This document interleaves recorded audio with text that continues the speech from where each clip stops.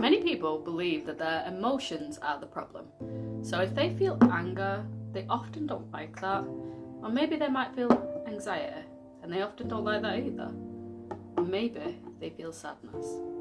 But the thing that I often explain as a therapist is that feeling anger is not the problem. Often when this begins to fill up, this is often an indicator that you are angry about something.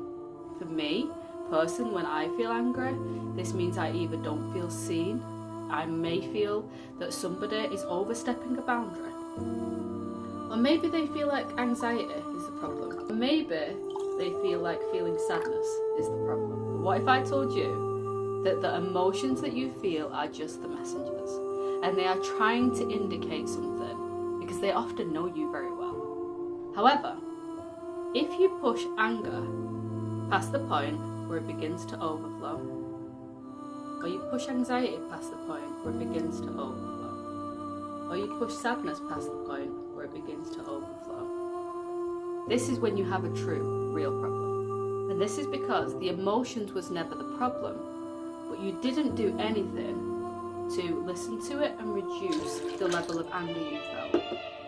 You didn't do anything to listen and reduce the level of anxiety that you felt. And you didn't do anything to listen and reduce the sense of sadness you felt. Whether that is just listening to validate, whether that is listening to understand, or whether that is listening to reduce. And it's the pushing the emotion past its capacity that becomes the point where you have to deal with the overflow of anger, the overflow of anxiety, or the overflow of sadness. This one might look like getting angry, maybe even lashing out. This one might look like you begin to be able to tolerate social outings less and less. And this one might begin to look like you just isolate yourself and you begin to feeling an overwhelming sense of numbness.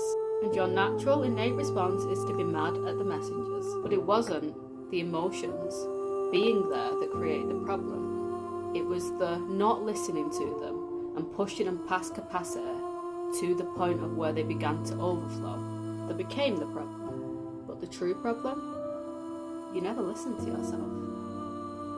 You never validated yourself. You never took care of yourself. It's not me shaming anybody.